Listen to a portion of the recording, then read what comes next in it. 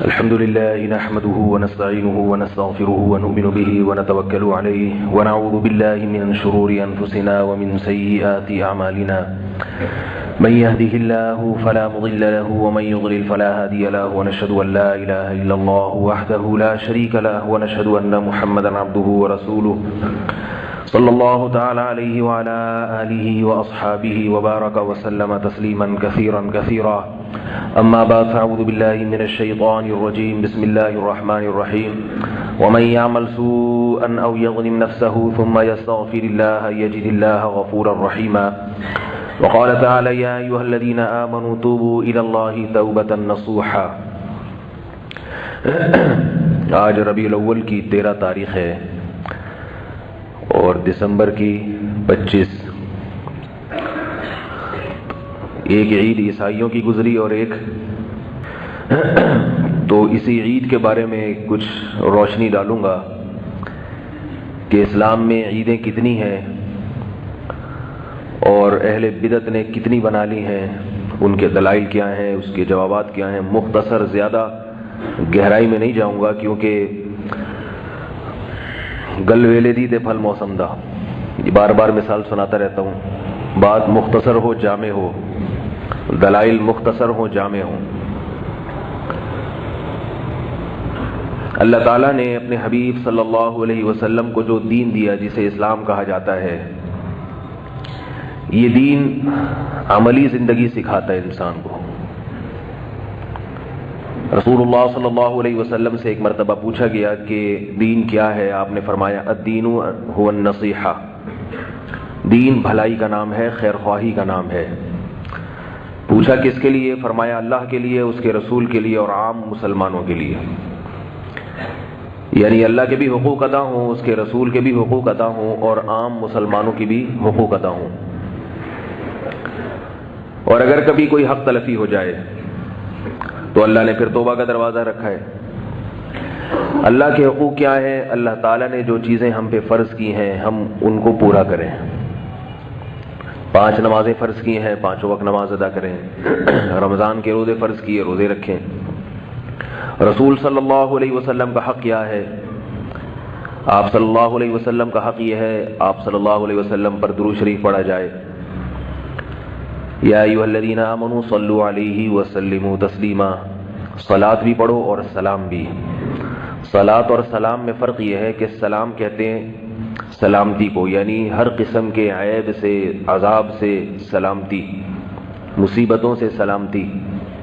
اور درود کا مطلب ہے خصوصی رحمت، عام رحمت سے بھی بڑے درجے کی رحمت. تو ہمیں حکم ہے کہ یہ نبی کے لیے دعا پڑھا کرو، دعا مانگا کرو. اس میں حکمت یہ ہے کہ جب تم نبی کے لیے اللہ سے دعا مانگو گے تو تمہارا یہ عقیدہ درست ہو جائے گا کہ نبی بھی اللہ کی رحمت کے محتاج ہے. اور نبی سے مانگنے کا حرام ہونا یہ تمہارے دماغوں میں، دماغ میں اچھی طرح یہ بات پیوست ہو جائے گی، اتر جائے گی کہ جب نبی کے لیے بھی اللہ سے مانگا جاتا ہے تو اپنے لیے نبی سے کہاں ہم مانگ سکتے ہیں. سمجھ رہے ہیں بات کو؟ درود شریف دعا ہے جو کس سے کی جاتی ہے؟ اللہ سے. کس کے لیے کی جاتی ہے؟ نبی کے لیے کی جاتی ہے. اور آپ صلی اللہ علیہ وسلم کی یہ خواہش تھی کہ میری امت میرے لیے اللہ سے دعا مانگا کرے، رحمت کی دعا مانگا کرے. تبھی آپ نے فرمایا جس شخص نے میرے لیے اللہ سے رحمت کی دعا مانگی اللہ اس پر 10 رحمتیں نازل کرے گا. تو یہ نبی نے کیوں فرمایا؟ تاکہ لوگ اللہ سے دعا مانگیں میرے لیے، کیونکہ آپ صلی اللہ علیہ وسلم سمجھتے تھے کہ میں اللہ کی رحمت کا محتاج ہوں. تو درود شریف پڑھنے سے توحید کا عقیدہ اور مضبوط ہو جاتا ہے، اور مضبوط. تو اللہ کے رسول سے خیر خواہی ہے آپ صلی اللہ علیہ وسلم کے لیے درود پڑھا جائے. اللہ کے رسول کی خیر خواہی ہے کہ آپ صلی اللہ علیہ وسلم کی تعلیمات پر عمل کیا جائے. اللہ کے رسول سے خیر خواہی ہے کہ آپ کی تعریف میں مبالغہ نہ کیا جائے.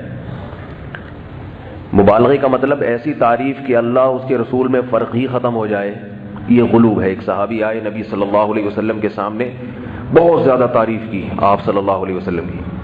آپ صلی اللہ علیہ وسلم غضبناک ہوئے اور فرمایا کہ مجھے یوں کہا کرو عبداللہ و رسولہ، میں اللہ کا بندہ ہوں اور اس کا رسول ہوں۔ البتہ نبی صلی اللہ علیہ وسلم کی وہ تعریفیں جو قرآن مجید نے کی ہیں، جس کے آپ اہل ہیں، وہ تعریفیں ضرور کرنی چاہیے، لیکن آج کل کے جلسوں میں، نعتوں میں ان تعریفوں کو ہائی لائٹ نہیں کیا جاتا۔ وہ صفات جو واقعتاً قرآن و سنت سے ثابت ہیں اور ان میں ہمارے لیے سبق بھی ہے۔ خیر یہ ایک الگ موضوع ہے۔ تو اللہ اس کے رسول سے خیر خواہی کا مطلب، اور تیسری چیز آپ صلی اللہ علیہ وسلم نے فرمایا کہ وہ کیا ہے؟ عام مسلمانوں سے خیر خواہی۔ عام مسلمانوں سے خیر خواہی میں پھر درجات ہیں۔ سب سے پہلے آپ کے رشتہ دار ہیں، آپ ان کا حق ادا کر رہے ہو کہ نہیں کر رہے، والدین ہیں، رشتہ دار ہیں، پھر پڑوسی ہیں، پھر آپ کے ساتھ دفتروں میں کام کرنے والے، ان کے ساتھ کیسا سلوک ہے، پھر اپنے جن کے آپ ملازم ہیں، کیا ان کو کام آپ پورا کر کے دے رہے ہیں؟ تنخواہ پوری لیتے ہیں تو کام پورا کر کے دے رہے ہیں ملازمین؟ یہ ساری چیزیں ہیں ایک جو معاشرے میں رہنا سکھاتی ہیں انسان۔ یہ ہے اصل دین۔ پھر ہمیں ہمارے نبی صلی اللہ علیہ وسلم نے اللہ کے حکم پر 2 عیدیں بھی دی ہیں، کیونکہ ہر قوم کا ایک تہوار ہوا کرتا ہے۔ آپ صلی اللہ علیہ وسلم فرمائے لِكُلِّ قَوْمٍ عِيدٌ، ہر قوم کے لیے ایک عید کا دن ہوتا ہے۔ وَلَنَا عِيدان، اور ہمارے لیے کتنے ہیں؟ 2۔ تو دیکھو بھائی، نبی صلی اللہ علیہ وسلم نے ہر قوم کے لیے ایک عید، اور ہمارے لیے عیسائیوں کی کرسمس کتنی ہوتی ہے؟ 1۔ یہودیوں کا ایک تہوار، ہندوؤں کا ایک تہوار، مسلمانوں کے 2۔ اب اس میں تیسرے کی ایڈیشن کی ضرورت نہیں۔ یہ بالکل ایسا ہی ہے جیسے ہمیں نمازیں کتنی دی گئیں؟ 5۔ اگر کوئی کہے نمازیں 6 ہیں تو بتاؤ یہ دین میں اضافہ ہو گیا کہ نہیں ہو گیا؟ اللہ کے نبی 5 دے کے گئے، آپ نے 6 بھی بڑھا دی ہے بھائی۔ 5 عیدیں دی ہیں یا 6 دی ہیں؟ 5 نمازیں دی ہیں یا 6؟ 5 نمازیں۔ اب امام صاحب نے اشراق کے وقت بھی جماعت سے نماز شروع کر دی۔ 1 رکعت میں ہمیں کتنے سجدے دیے نبی صلی اللہ علیہ وسلم نے؟ 2 سجدے۔ اب ہم کیا نہیں، نبی نے 2 دیے، ہم تیسرا بھی بنائیں گے؟ تو یہ اچھا کام ہوگا برا کام ہوگا؟ کسی پہ طنز مقصد نہیں ہے۔ بہت سے لوگ نبی کے عشق اور محبت میں کر رہے ہیں، لیکن یاد رکھو یہ عشق اور محبت خدا کی قسم قیامت کے دن گلے پڑ جائے گا، گلے پڑ جائے گا۔ یہ عشق اور محبت میں حدود سے تجاوز مت کرو۔ عیسائیوں نے حضرت عیسیٰ سے عشق میں تجاوز کیا، جہنم کی آگ کے مستحق ٹھہرے، جہنم کی آگ کے۔ عیسائی حضرت عیسیٰ سے محبت کرتے ہیں، اس میں کوئی شبہ نہیں ہے۔ مجھ سے بہت سے لوگ کہتے ہیں کہ آج کل کے بدعتی نبی سے محبت نہیں کرتے۔ میں نے کہا کرتے ہیں، یہ غلط ہے۔ ممکن ہے آپ سے زیادہ کرتے ہوں، مگر یہ محبت قیامت کے دن قبول نہیں ہوگی۔ محبت کرنے کے آداب ہیں۔ کیا عیسائی حضرت عیسیٰ سے محبت نہیں کرتے؟ یقیناً کرتے ہیں، مگر یہ محبت مقبول نہیں ہے، کیونکہ حضرت عیسیٰ علیہ السلام کے معجزوں کو دیکھ کر عیسائی یہ سمجھے کہ حضرت عیسیٰ کے پاس بھی خدائی طاقتیں ہیں، حالانکہ معجزہ اللہ کی طاقت کی دلیل ہوتی ہے، پیغمبر کی طاقت کی دلیل نہیں ہوتی۔ معجزہ تو اللہ ظاہر کرتے ہیں، ہاتھ پیغمبر کا ہوتا ہے۔ معجزے میں پیغمبر کے ارادے تصرف کا قطعاً کوئی دخل نہیں ہوتا۔ جو یہ سمجھتا ہے کہ معجزہ پیغمبر کے ارادے اور پیغمبر نے اپنی قوت سے کیا ہے، وہ اسلام سے خارج ہے، کیونکہ پیغمبروں کو اسباب سے ہٹ کے کچھ بھی کرنے کی طاقت نہیں ہوتی، اور نہ اللہ یہ طاقت پیغمبروں کو دیتے ہیں۔ اب افسوس اس پر ہوتا ہے، لوگ ان باتوں کو بھی اختلافی باتیں کہتے ہیں۔ بھائی یہ تو کلمے کا حصہ ہے۔ میں ایک چھوٹا سا واقعہ سناتا ہوں، کئی بار پہلے بھی سنایا ہے، یہ میرے بیان کی تمہید سمجھ لیں آپ، جو یہ واقعہ بتا رہا ہوں۔ لوگ کہتے ہیں نہیں ادھر جاؤ، وہ چینل والوں کے پاس جاؤ، وہ اپنی طرف گھسیٹ رہا ہے، ادھر وائٹ والوں کے پاس آؤ، یہ اپنی طرف گھسیٹ رہے ہیں، یہ کیا ہے؟ مولوی لڑا رہے ہیں آپس میں۔ میرے بھائی مولوی لوگ لڑا رہے ہیں، بعض لڑا رہے ہوتے ہیں اور بعض اس لڑائی میں بچاؤ کا کام کر رہے ہوتے ہیں۔ بعض دفعہ بچاؤ کرنے والے کو بھی پھڈے باز کہہ دیا جاتا ہے۔ حضرت مفتی شفیع صاحب رحمہ اللہ تعالیٰ سے کسی نے کہا کہ یہ مولوی لوگ اپنے آپ کو دین کا ٹھیکیدار کیوں سمجھتے ہیں؟ دین کا ٹھیکیدار کیوں سمجھتے ہیں کہ ہم سے پوچھو، ہم جو کہہ رہے ہیں وہ صحیح ہے؟ انہوں نے فرمایا ٹھیکیدار نہیں، چوکیدار۔ ٹھیکیدار میں اور چوکیدار میں فرق ہے۔ ٹھیکیدار وہ ہوتا ہے جس نے ٹھیکہ لیا، وہ اس کی مرضی سے ہوگا۔ چوکیدار وہ ہوتا ہے کہ ہوگا اللہ کی مرضی سے، لیکن یہ چوکیداری کر رہا ہے کہ غلط چیز کو آنے نہیں دینا اندر۔ علماء کی 2 قسمیں ہوتی ہیں، علماء سوء اور علماء حق۔ علماء سوء قرآن میں ان کا بھی ذکر ہے، علماء حق قرآن میں ان کا بھی ذکر ہے۔ جو علماء کے دو گروپوں کا انکار کر دے تو وہ قرآن کا منکر ہے. ہر دور میں اہل حق بھی رہیں گے اور گمراہ بھی رہیں گے. تو علماء سو کا کام تو ہے دین میں الٹی سیدھی چیزیں داخل کرنا. جیسے کمپنی میں کوئی یا ڈیفنس کا کوئی ادارہ ہے، فوج کا حساس ادارہ ہے، اس میں ہر ایک کو گھسنے کی اجازت نہیں ہوتی. اس میں کچھ ایجنسی کے لوگ ہوتے ہیں، کچھ چوکیدار ہوتے ہیں، وہ کارڈ چیک کرتے ہیں، ہاں بھائی یہ آ سکتا ہے، یہ نہیں آ سکتا.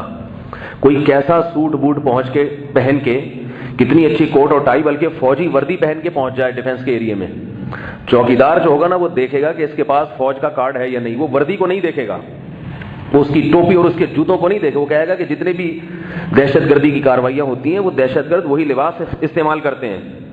لباس نہیں چلے گا، لباس کے ساتھ ساتھ کارڈ بھی ہوگا، انگوٹھا لگایا جائے گا، دیکھا جائے گا یہ انگوٹھا میچ کر رہا ہے کہ نہیں کر رہا. تو میرے بھائی علماء کی کوشش یہ ہوتی ہے کہ اسلام کامل دین ہے. الیوم اکملت لکم دینکم، اللہ نے فرمایا نبی صلی اللہ علیہ وسلم سے کہ آج کے دن ہم نے اپنا دین مکمل کر دیا. اب اس میں کچھ بھی نہیں اضافہ ہوگا، نہ کمی ہو سکتی ہے نہ اضافہ ہو سکتا ہے. اب اگر کوئی دوسری چیز اس میں آئے گی تو یہ ذمہ داری بھائی کس کی ہے؟ یہ پولیس کی ذمہ داری ہے بھائی، یہ پولیس کی ذمہ داری ہے، یہ حکومت کی ذمہ. حکومت تو بیچاری فارغ ہوتی ہے، اس کو تھوڑی پتہ ہوتا ہے علم کا، دین کا. حکومت تو خود علماء سے پوچھتی ہے، اور حکومت کی تو ذمہ داری ہے کہ وہ خود علماء سے پوچھ کے چلے. ہر دور میں مسلمان حکمران علماء سے پوچھ کے چلا کرتے تھے. تو علماء دین کے ٹھیکیدار نہ صحیح چوکیدار تو ہوں گے نا بھائی. تو ہمیں چوکیدار، ہم عالم تو نہیں ہے لیکن لوگوں نے بنایا ہوا ہے. لوگ کہتے ہیں ہمارے بڑوں نے بٹھایا ہوا ہے. اندھوں میں کانا راجا. لوگ مجھ سے پوچھتے ہیں بھائی آپ مفتی ہیں؟ تو میں کہتا ہوں اندھوں میں کانا راجا والا مفتی ہوں. اپنے آپ کو کسی کو اسی کے منہ سے نہ مفتی کہلوایا کرو، یہ عجیب سا لفظ لگتا ہے. کسی سے آپ پوچھ رہے ہیں آپ نیک ہیں تو وہ کہے گا کہ میں نیک ہوں، اور اگر وہ کہہ دے میں نیک نہیں ہوں تو ساری دنیا میں ڈھنڈو وہ خود کہہ رہے تھے میں نیک نہیں ہوں. تو یہ احمقانہ قسم کے سوالات ہوتے ہیں. فون کر کے پوچھنا کہ آپ مفتی ہیں، آپ بزرگ ہیں، یہ بیوقوفانہ سوال ہوتے ہیں. آپ کو اگر اطمینان ہے کہ یہ مفتی ہیں تو پوچھ لو، نہیں ہے تو پھر کسی اور سے پوچھ لو. بھائی ہم سے کیوں پوچھوا رہے ہو؟ اگر آپ کو پتا ہے کہ یہ مفتی ہیں، آپ نے تحقیق کر لی ہے، تو آپ پھر ان سے نہ پوچھیں. پھر آپ کہیں بھائی آپ اگر کہیں بھی نہ کہ مفتی نہیں ہے تو ہمارے لیے آپ ہی مفتی ہیں، آپ بتائیں ہمیں. اگر کسی بزرگ سے پوچھا کہ آپ نیک ہیں بزرگ ہیں، وہ جواب میں کہہ دیں کہ ہاں میں بزرگ ہوں، تو یہ کیسے بزرگ ہیں کہ جو اپنے آپ کو خود بزرگ کہہ رہے ہیں؟ اور اگر وہ کہہ دیں کہ میں بزرگ نہیں ہوں تو آپ کہیں گے یہ تو خود ہی کہہ رہے ہیں میں نہیں ہوں. تو اس کا طریقہ کیا ہے؟ لوگوں سے پوچھیں کہ یہ بزرگ ہیں یا نہیں ہیں، تحقیق کریں. اگر ثابت ہو جائے تو وہ 100 دفعہ اپنے آپ کو کہیں کہ میں بزرگ نہیں ہوں. آپ کہیں کہ آپ کی تواضع ہے، ذرہ نوازی ہے، آپ ہیں. یہ کچھ اصول اور آداب ہوتے ہیں. تو علماء کی ذمہ داری میرے بھائی کیا ہے؟ چوکیداری کرنا، کوئی غلط چیز اندر گھسنے نہ دینا. تو یہ ذمہ داری علماء قیامت تک ادا کرتے رہیں گے. تو میں یہ عرض کر رہا ہوں میرے بھائی کہ مسلمانوں کو اللہ نے عیدیں کتنی دی ہیں؟ صحیح حدیث ہے، محمد صلی اللہ علیہ وسلم نے ارشاد فرمایا لِكُلِّ قَوْمٍ عِيدٌ وَلَنَا عِيدَانِ، ہر قوم کے لیے ایک عید کا دن ہوتا ہے اور ہمارے لیے 2 عید. یہ بڑی عیدوں کی بات ہو رہی ہے. ایک چھوٹی عید ہوتی ہے جو ہر ہفتے گھوم کے آتی ہے. وہ چھوٹی عید کون سی ہے؟ جمعے کا دن. وہ چھوٹی عید ہے، اس کو بھی حدیث میں عید کا دن قرار دیا گیا جمعے کے دن کو. لیکن بڑی نہیں ہے، یہ چھوٹی ہے، یہ کیونکہ بار بار گھوم کے آ رہی ہے. یہ چھوٹی عیدیں بھی اللہ نے ہر قوم کو عطا کی ہیں. ہر قوم، جتنی آسمانی کتابوں والی قومیں ہیں. سب سے پہلے قوم تھی یہودی، اسے جو چھوٹی عید ملی وہ کون سی بتاؤ بھائی؟ منہ سے بولیں گے تو بات آگے چلے گی. یہ ڈیجیٹل سسٹم کے تحت بیان نہیں ہو رہا، منہ سے بولیں تاکہ سبق یاد. یہودیوں کو کون سی ملی؟ ہفتے کا دن. آج بھی یہودی ہفتے کو چھٹی مناتے ہیں. ورلڈ ٹریڈ سینٹر جب تباہ ہوا ہے نا تو ہفتے کا دن تھا، کوئی بھی یہودی اس میں نہیں تھا. اس سے بھی بعض لوگ کہتے ہیں کہ کوئی چکر ہے، ہفتے کا دن کیوں رکھا گیا. اور یہودیوں کے بعد کون سی قوم آئی؟ عیسائی قوم آئی. یہودیوں کے بعد اتنا تو پتہ ہے نا، عیسائی. موسیٰ علیہ الصلوۃ والسلام کی قوم تھی یہودی. پھر اللہ نے آپ صلی اللہ علیہ وسلم سے تقریباً 700 سال پہلے بھیجا حضرت عیسیٰ علیہ الصلوۃ والسلام. حضرت عیسیٰ علیہ الصلوۃ والسلام کے ماننے والے عیسائی کہلاتے ہیں. ہفتے کے بعد کون سا دن آتا ہے؟ اتوار. تو عیسائیوں کو کون سا دن ملا؟ اتوار کا دن. یہ دن ریپیٹ ہوتا ہے. اس کے بعد ہم آئے تو ہمارا کون سا ہونا چاہیے تھا بھائی اس ترتیب کے لحاظ سے؟ ہے بھائی پیر کا دن. لیکن پیر کا دن محمد صلی اللہ علیہ وسلم کا یوم ولادت ہے. آئی بات سمجھ میں؟ تو یوم ولادت کا تقاضا بھی تھا کہ ہمیں پیر کا دن ملتا، اور اس ترتیب کا تقاضا بھی تھا کہ ہمیں پیر کا دن ملتا. اس کے باوجود اللہ نے ترتیب الٹ دی، ریورس گیئر ہو گیا بالکل. پیر کے بجائے ہم کہاں چلے گئے؟ پیچھے چلے گئے جمعے کے دن. شاید اس میں یہ حکمت تھی کہ نبی کا یوم ولادت کو عید نہ سمجھو. آئی بات سمجھ میں؟ لوگ یہ کہہ سکتے تھے کہ آپ صلی اللہ علیہ وسلم کی پیدائش چونکہ پیر کے دن ہوئی ہے اس لیے ہمارا جمعہ پیر کے دن ہوا کرے گا. منع کر دیا. اسلام کسی کے دن منانے کی اجازت نہیں دیتا. یوم ولادت منانا یہ سالگرہ ہے. دیکھو میں اچھا یہ پہلے ایک بات مکمل کر لوں پھر آگے چلتا ہوں. دوسری بات یہ کہ آپ بعض لوگ یہ کہتے ہیں کہ آپ صلی اللہ علیہ وسلم نے پیر کا دن منایا ہے، آپ صلی اللہ علیہ وسلم پیر کے دن روزہ رکھتے تھے. یہ دلیل بھی دیتے ہیں بعض لوگ. صحیح بخاری کی حدیث ہے کہ آپ صلی اللہ علیہ وسلم پیر اور جمعرات کا روزہ رکھتے تھے. پیر کا روزہ رکھتے تھے تو پوچھا گیا، فرمایا یہ میرے ولادت کا دن ہے اس لیے روزہ رکھتا ہوں. تو بعض لوگ یہ کہتے ہیں کہ دیکھو نبی نے اپنے ولادت کا دن منا لیا نا. آ رہی ہے؟ مولوی صاحب کی بات 10-15 منٹ تک تو سب کی سمجھ میں آتی ہے، اس کے بعد سب آہستہ آہستہ سونا، سگنل غائب ہونا شروع ہو جاتے ہیں. تو سگنل ذرا پوری توجہ کے ساتھ بحال رکھیں اپنے. وہ کہتے ہیں، بعض لوگ یہ کہتے ہیں کہ پیر کا دن رسول اللہ صلی اللہ علیہ وسلم نے منایا ہے تبھی تو روزہ رکھا، یہ منانا ہی تو ہے. اس کا جواب سنیں، کسی بھی دن کو سیلیبریٹ کرنا یا منانا روزہ رکھ کے نہیں ہوتا. سیلیبریٹ کرنا یا منانا یہ ہمیشہ کھانے پینے سے ہوتا ہے. آج تک دنیا کی کوئی ایسی قوم نہیں گزری جو روزہ رکھ کے خوشی منا رہی ہو. نہ مسلمانوں میں ایسا ہوتا ہے نہ یہودیوں میں. کسی بھی خوشی کے موقع پر دیکھو بھائی آپ کے بیٹے کی ولادت ہوئی، خوشی ہے نا، روزہ رکھتے ہو یا بکرے کاٹتے ہو؟ کھاتے پیتے ہو یا کھاتے بھی ہو کھلاتے بھی ہو. اور حدیث میں بکرے کاٹو، دمبے کاٹو، گائے کاٹو، عقیقہ کرو. خوشی کا موقع ہے تو ہم کیا کرتے ہیں اس میں؟ اس کو سیلیبریٹ کرتے ہیں. مبارکباد بھائی، مبارک ہو آپ کے بیٹا پیدا ہوا، لڑکی پیدا ہوئی ہے، ایک بکرا ایک دمبا. یہ بتانے کے لیے کہ لڑکی بھی خوشی کی چیز ہے. ٹھیک ہے لڑکے میں زیادہ ہوتی ہے لیکن لڑکی میں بھی خوشی ہونی چاہیے. لڑکی منحوس نہیں ہے، رو نہیں اس پہ. خوشی ہے تبھی تو ایک دمبے کا حکم ہے. یہ بتانے کے لیے. ٹھیک ہے بیٹا ہوتا تو دگنی خوشی ہوتی لیکن بیٹی سے بھی خوشی ہونی چاہیے. لوگوں کو کھلاؤ کھانا. آج کل کیونکہ ہندو زدہ معاشرہ ہے نا ہمارا، ہندوؤں میں بہت رہے ہیں تو اس لیے سارے کام ہندوؤں والے کر رہے ہیں، رو رہے ہوتے ہیں اوپر سے. تو اللہ تعالیٰ جب کوئی قوم اللہ کی کسی نعمت پہ ناقدری کرتی ہے تو اللہ تعالیٰ اس کی ریشو بڑھا دیتے ہیں. آج کل کیا ہو رہا ہے کہ لوگ نسل کو روک رہے ہیں کہ ہم سے بچے پلتے نہیں ہیں. اس کا نتیجہ نکلا اللہ بیٹیاں دینا شروع کرتے ہیں دھڑا دھڑا. بیٹے کی لالچ میں بیٹیاں پیدا کرو. ٹھیک ہے نا؟ تو یہ اللہ کی طرف سے عذاب آتا ہے. اس لیے لڑکیوں کا گروتھ ریشو بہت بڑھ گیا ہے. اگر معاملہ اللہ پہ چھوڑ دو، جتنی اللہ نے دینی ہے، جتنے بیٹے دے جتنی بیٹیاں دے میں اس کی تقدیر پہ راضی ہوں، وہ کھلانے والا پالنے والا وہ ہے، تو گروتھ ریشو خود بخود اعتدال پہ قائم ہو جائے گا. تو بچہ پیدا ہوتا ہے، ہم کیا کرتے ہیں بھائی؟ مٹھائی کی باتیں ہوتی ہیں. ایسا نہیں ہوتا کہ آپ قحط کی باتیں شروع کر دیں. شادی ہوتی ہے، ولیمہ ہوتا ہے، تو اس میں کیا ہے؟ روزہ رکھتے ہیں.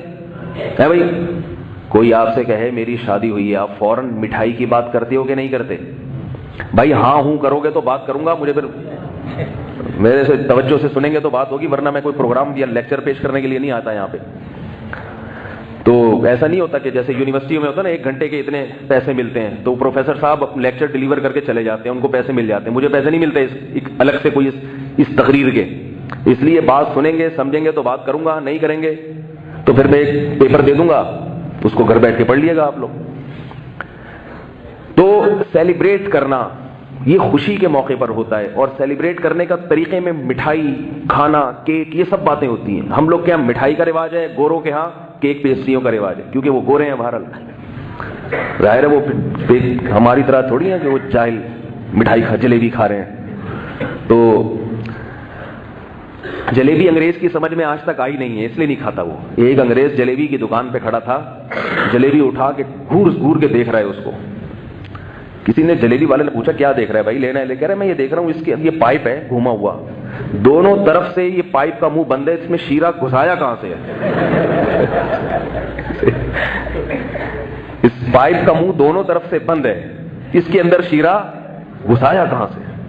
اس نے کہا کھانا ہے کھا، یہ ہم لوگ یہ ریسرچ نہیں کرتے، ہم کھاتے ہیں بس۔ ان کی عادت ہے نا ہر چیز میں تحقیق کرنے کی۔ تو سیلیبریٹ جب بھی کیا جاتا ہے، مبارکباد جب بھی دی جاتی ہے، کھانے پینے کی باتیں ہوتی ہیں، مٹھائی کی باتیں، بریانی کی باتیں، ہو جائے بھائی ایک بوتل ہو جائے، میچ جیتیں آپ تو لوگ کہتے ہیں یار پھر ہو جائے کولڈ ڈرنک، یہ نہیں کہ یار ایسا کرو رات کا کھانا بھی ناغا کر دو۔ تو آپ کی شادی ہوئی، ولیمہ ہے، اس میں آپ روزہ رکھواتے ہیں لوگوں سے یا کھلاتے ہیں؟ تو آپ خوشی میں کبھی بھی یہ نہیں ہوتا کہ کھانے کا ٹائم ہو اور کھانا چھوڑ دیں آپ خوشی میں، بلکہ ڈبل کھاتے ہیں، بولتے ہیں آج تو خوشی میں 3 پراٹھے کھا گیا، پتہ ہی نہیں چلا مجھے، کہتے ہیں نا۔ تو عجیب بات ہے، رسول اللہ صلی اللہ علیہ وسلم۔ اچھا عید کے دن دیکھو، عید میں اسلام میں جو عیدیں ہیں، عید الفطر، عید الاضحیٰ، اس میں روزہ رکھنا حرام قرار دے دیا، حرام۔ شیطان روزہ رکھتا ہے، کیوں؟ اس لیے کہ اگر آپ اس دن روزہ رکھیں گے تو سیلیبریٹ نہیں کر سکتے اس کو، پھر وہ عید نہیں رہے گی، وہ خوشی منانا کا عنصر ختم ہو جائے گا، اس میں منا نہیں سکتے پھر آپ اس کو۔ تو اس لیے عید کے دن، کیونکہ اللہ نے آپ کو ایک خوشی منانے کا تہوار دیا، آپ روزہ رکھیں گے، اس کا مطلب ہے آپ اللہ کے تہوار پر راضی نہیں ہیں۔ بقرعید میں تو عید کا دن تو ایک ہے، لیکن روزہ 13 ذی الحجہ تک حرام کر دیا، 10، 11، 12، 13۔ کیوں حرام کر دیا؟ اس لیے کہ سیلیبریٹ کرنے کے لیے آپ کو چوتھے دن بھی کھانا پڑتا ہے، بعض دفعہ گوشت کاٹا ہے آپ نے تو ایام اضحیہ تو 3 دن ہے قربانی کے، لیکن وہ 3 دنوں میں اتنا گوشت ہوتا ہے کہ چوتھا دن بھی وہ جتنا بھی صدقہ کر لو کچھ نہ کچھ چوتھے دن بھی چلتا ہے۔ تو حالانکہ چوتھا دن عید کا نہیں ہے، مگر اس دن بھی روزہ حرام، کہ بھئی سیلیبریٹ کرتے کرتے اس کی کچھ آثار بھی تو باقی رہیں گے نا، ان آثار کی بھی رعایت کی ہے۔ تو یہ بار بار بتایا جا رہا ہے کہ خوشی کا دن کھانے کا ہوتا ہے۔ اسلام میں جہاں بھی خوشی کی بات ہے کھانے کی بات ہے، جہاں بھی خوشی کی چیز کھانے کی بات آئے گی لازمی۔ تو اب یہ دیکھو میرے بھائی کہ نبی صلی اللہ علیہ وسلم نے پیر کے دن روزہ رکھ کے بتا دیا کہ آپ اس دن کو سیلیبریٹ نہیں کر سکتے، اس کو منانا نہیں ہے بلکہ منانے کا اپوزٹ ہے۔ ایک تو ہوتا ہے نا نارمل حالت میں ہو انسان، تو وہ تو ہم نہ منانا کہیں گے نہ منانا کہیں گے، کیا خیال ہے بھئی؟ آپ ہفتے کے دن کھا رہے ہیں پی رہے ہیں، آپ کہہ رہے ہیں کہ آج کوئی دن منا رہے ہیں، کہہ رہے ہیں نہیں، تو کیا غم منا رہے ہیں؟ کہہ رہے ہیں نہیں، غم بھی نہیں منا رہا کیونکہ کھا بھی رہا ہوں میں۔ غم میں انسان کھانا چھوڑتا ہے، خوشی میں ڈبل کھاتا ہے۔ تو نہ تو سیلیبریٹ کیا اور نہ آپ نے سیلیبریٹ کا اپوزٹ کیا، یعنی جس دن نارمل روٹین ہے، اور جس دن روزہ رکھ لیا اس کا مطلب آپ سیلیبریٹ نہیں کر رہے۔ میں یہ نہیں کہہ رہا غم منا رہے ہیں آپ، لیکن یہ سیلیبریٹ کی اپوزٹ ہو گئی، یہ منانے کا کیا ہو گیا؟ الٹ ہو گئی، یہ ضد ہے۔ تو آپ صلی اللہ علیہ وسلم نے پیر کے دن روزہ رکھ کے یہ بتا دیا کہ نہ صرف یہ کہ یہ سیلیبریٹ نہیں کرنا بلکہ یہ سیلیبریٹ کا الٹ ہے یہ۔ تو شاید یہ بتانے کے لیے اللہ تعالیٰ کو تو معلوم تھا نا کہ بعد میں ایسے لوگ آئیں گے جو اس کو سیلیبریٹ کریں گے، اس کو منائیں گے، ناچیں گے، گائیں گے، اور وہ اس قادری کے مشہور گانے چلیں گے۔ نعت کو میں گانا نہیں کہہ رہا، مگر ان کا جو اسٹائل ہے نا محترم کا، وہ گانوں جیسے ہی اسٹائل ہے، تو اس اسٹائل کو کہہ رہا ہوں۔ تو اللہ کے نبی صلی اللہ علیہ وسلم نے یہ دن روزہ رکھ کے بتا دیا کہ اس کا اسلام میں یوم ولادت منانے کا کوئی تصور نہیں ہے، منانے کا کوئی تصور نہیں ہے۔ ایک بات تو یہ ہو گئی۔ دوسری بات یہ کہ اسلام میں اور غیر مسلموں میں فرق یہ ہے کہ اسلام کی عیدیں صبح ہوتی ہیں اور غیر مسلموں کی رات کو ہوتی ہیں۔ اسلام نے صبح اس لیے رکھی کہ رات کے وقت جب عید منائی جاتی ہے، رات انسان کو گناہوں کی طرف دھکیلتی ہے، کیونکہ چراغاں رات کو ہو سکتا ہے، دن میں چراغاں ممکن نہیں ہے۔ آ رہی ہے بات سمجھ میں؟ دن میں آتش بازی ممکن نہیں ہے، کیونکہ سورج کی روشنی ہر قسم کی، ہری بتیوں کیا لال بتیاں جو بھی بتیاں ہوں، وہ سورج کی روشنی میں کوئی بتی نہیں رہتی، اور رات کے وقت بتیاں جلتی ہوئی نظر آتی ہیں۔ اسلام نے عید الفطر بھی صبح کو دی اور عید الاضحیٰ بھی صبح کو، یہاں تک کہ فقہاء نے لکھا ہے کہ عید الاضحیٰ کے دن مغرب کے بعد جانور کاٹنا مکروہ ہے، کیونکہ سیلیبریٹ کرنا ہے تو دن کی روشنی میں، شاعر اسلام کا اظہار کرنا ہے تو دن کی روشنی میں. تو کیا اصول پتا چلا؟ اسلام ہمیں کب عید منانے کا حکم دیتا ہے؟ صبح صبح. جتنی عیدیں ہیں صبح صبح کے ٹائم پہ ہیں. جمعے کا دن دیکھ لو، جمعہ بھی عید ہے نا. اچھا، روزے سے یاد آیا کہ جمعہ کے دن بھی رسول، کیونکہ عید کا تصور ہے اس لیے آپ صلی اللہ علیہ وسلم نے صحیح بخاری کی حدیث میں فرمایا لا تختصوا یوم الجمعۃ بصوم، جمعے کا دن روزے کے ساتھ خاص مت کرو. کیونکہ بعض یہ ہو سکتا تھا کہ جمعے کا دن بڑا دن ہے تو بعض لوگ یہ سوچ کے روزہ رکھیں گے کہ آج جمعہ ہے تو زیادہ ثواب ملے گا. آپ نے فرمایا نہیں، منع کر دیا. اسی لیے علماء کہتے ہیں کہ خاص جمعے کے دن کو بنیاد بنا کے روزہ رکھنا جائز نہیں ہے. لیکن چونکہ یہ چھوٹی عید ہے اس لیے روزہ حرام نہیں بلکہ مکروہ ہے. کیونکہ بڑی عید میں تو حرام ہے اور جمعے کے دن کیا ہے؟ مکروہ ہے. ہاں اگر کسی کا پہلے سے روزہ رکھتا آ رہا ہے، جیسے ایام 20 کے روزے رکھتا ہے کوئی، اس میں جمعہ آ گیا تو ایک الگ بات ہے، وہ ایام 20 کے روزے کہلائیں گے، جمعے کا روزہ نہیں کہلائے گا. یا کسی کی چھٹی جمعے کو ہوتی ہے، اس کو روزہ جمعے کے دن آسان لگتا ہے اس لیے رکھ رہا ہے، وہ جمعے کی وجہ سے نہیں رکھ رہا بلکہ وہ اس لیے کہ میری چھٹی ہے اس لیے رکھ رہا ہے، وہ ایک الگ چیز ہے. اسپیشل جمعے کو بنیاد بنا کے روزہ رکھنا جائز نہیں ہے. اس سے بھی پتہ چلتا ہے کہ جمعے کا دن چونکہ عید ہے نا، عید اس لیے اس میں بھی روزہ رکھنا منع کر دیا.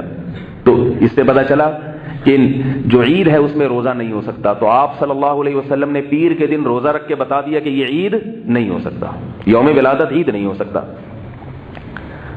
جمعے کے دن خطبہ ہوتا ہے، 2 رکعتیں ہوتی ہیں. عید الفطر میں بھی خطبہ ہوتا ہے، 2 رکعتیں ہوتی ہیں. عید الاضحیٰ میں بھی خطبہ ہوتا ہے، 2 رکعتیں ہوتی ہیں. عید کی نماز کے لیے بھی اجتماع ضروری ہے. 1-2 آدمی نہیں پڑھ سکتے عید کی نماز، جبکہ عام جماعت میں 1-2 آدمی بھی پڑھ لیتے ہیں. جمعے کے لیے بھی اجتماع ضروری ہے. ساری وہی شرطیں ہیں جمعے کی جو عید اور بقرعید کی شرطیں ہیں. اور دن کا، اس میں بھی دن کا وقت رکھا گیا. دوپہر کو نماز ہوتی ہے، جمعے کی نماز عشاء میں نہیں ہوتی. تو سیلیبریٹ کرنے کے لیے یہ بھی کب رکھا گیا ہے؟ دن کی روشنی میں. اس میں بھی بتیاں اور چراغ اور آتش بازی ممکن نہیں ہے کیونکہ آتش بازی کی جو لائٹیں ہیں وہ دن کی روشنی میں نمایاں نہیں ہوتی. تو اب دیکھو عیسائی کب مناتے ہیں؟ رات کو. کل رات 12 بجے کے بعد عیسائیوں نے منانا شروع کر دی. اس میں جو انہوں نے کرنا تھا، جو بھی حساب کتاب ہوتا ہے ان کا، وہی جانتے ہیں، ہم نہیں جانتے اس کو. تو لیکن وہ سارے 12 بجے تیار شیار ہو کے دھو دھا کے نہا دھو کے نکل آتے ہیں سڑکوں پہ. اتنا ہم نے دیکھا ہے. ہمارے علاقے میں کوئی عیسائی تھے تو ایک دن میں نے دیکھا کہ وہ پتہ نہیں کیا ہو رہا ہے، جب نہا دھو کے پتہ چلا 12 بجے کے بعد نکل رہے ہیں سارے. تو یہ خود، کیونکہ رات کا وقت گناہوں کی طرف آتش بازی کی طرف لے کے جاتا ہے انسان کو، گناہوں کی طرف لے کے جاتا ہے. اس لیے اسلام نے عیدیں رکھی ہیں دن کے وقت. صبح صبح اٹھو، نہا دھو کے نماز پڑھو، چلو اور گھر جا کے کھاؤ پیو، بس یہی عید ہو گئی.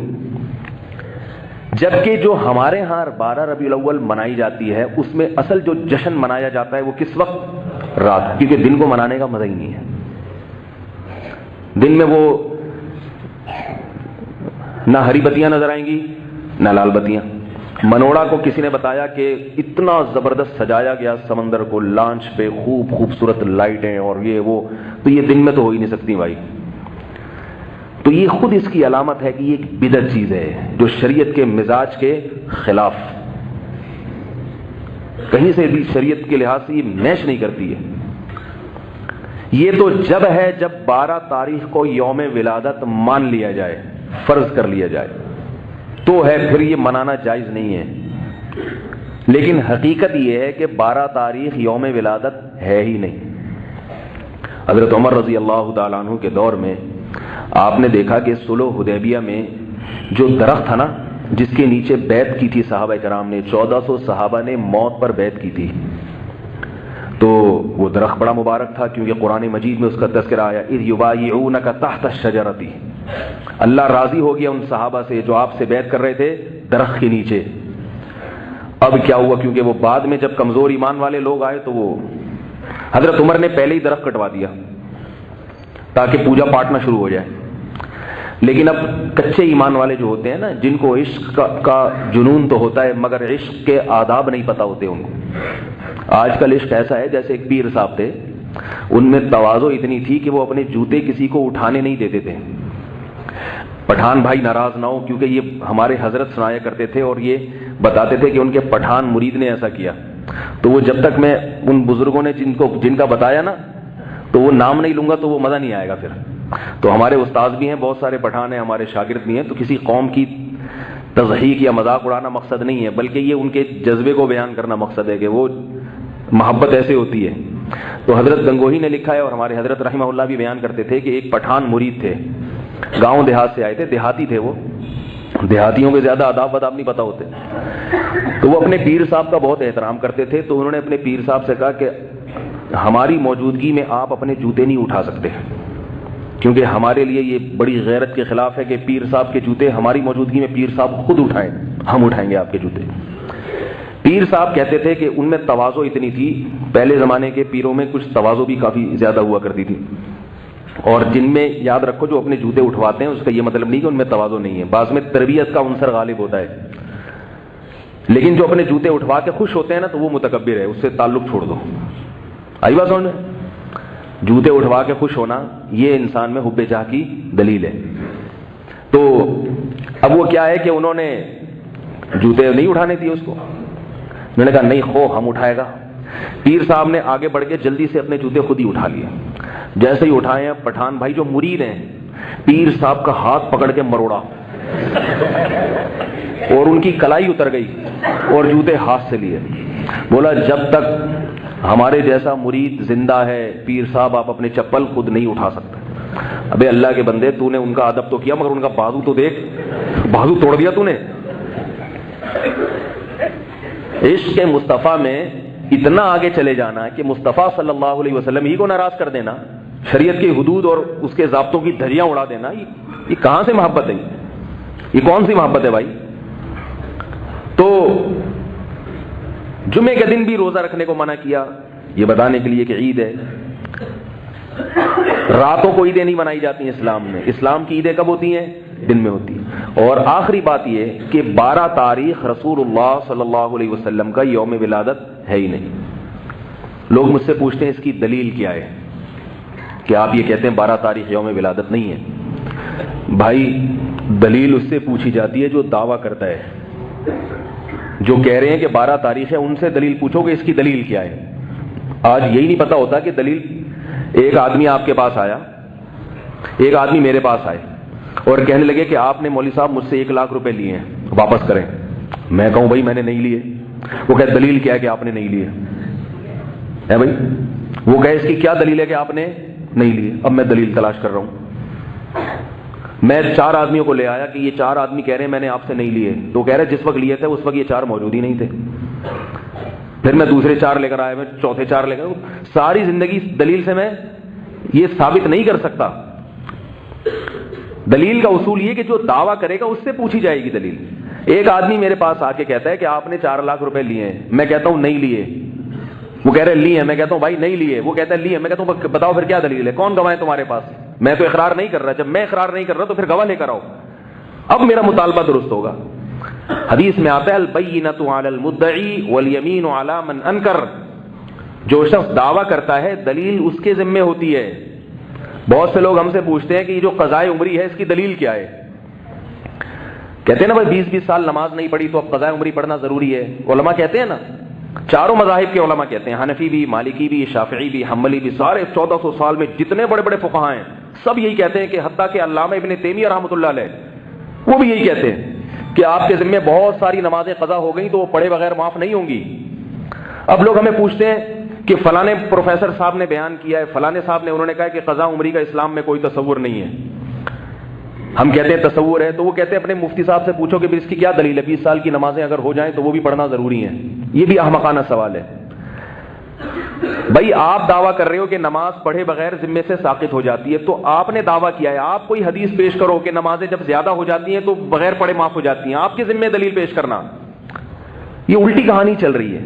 اس لیے میں یہ کہتا ہوں کہ اس دور میں تفقہ اور بصیرت نہیں ہے، علم ہے، علم کچھ حدیثیں پڑھ لیتے ہیں لیکن وہ دماغ میں جو گہرائی ہوتی ہے، عمق ہوتا ہے حدیث کو سمجھنا، وہ نہیں ہے۔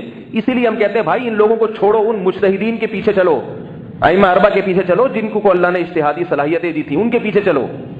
حدیث ان کے پاس بھی ہے، ان کے پاس بھی ہے، ان کی رائے اور ان کی رائے میں جب اختلاف ہوگا تو یہ نہیں ہے کہ ان کے پاس حدیث اور وہ رائے، بلکہ حدیث کا ایک مطلب یہ بتاتے ہیں اور ایک مطلب وہ بتاتے ہیں، یہ جو مطلب بتاتے ہیں وہ غلط ہے، وہ جو مطلب بتاتے تھے وہ صحیح ہے۔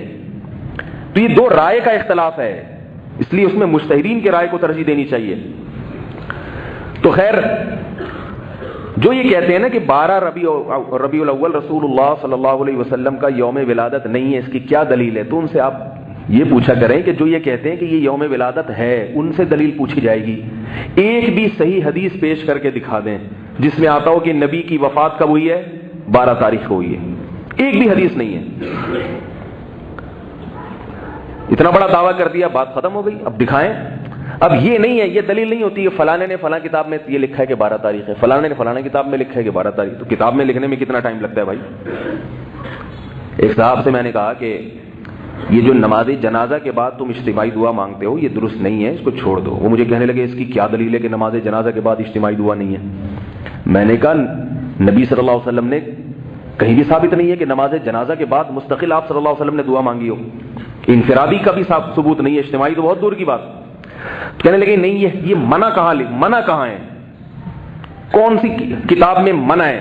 کون سی حدیث میں ہے کہ نہیں کرو؟ میں نے کہا تو حدیث میں یہ نہیں ہوتا کہ یہ نہیں کرو، بس جو کرنے کا حکم دے دیا اس کے علاوہ کے بارے میں یہی ہے کہ اس میں اپنی طرف سے اضافہ نہ کرو۔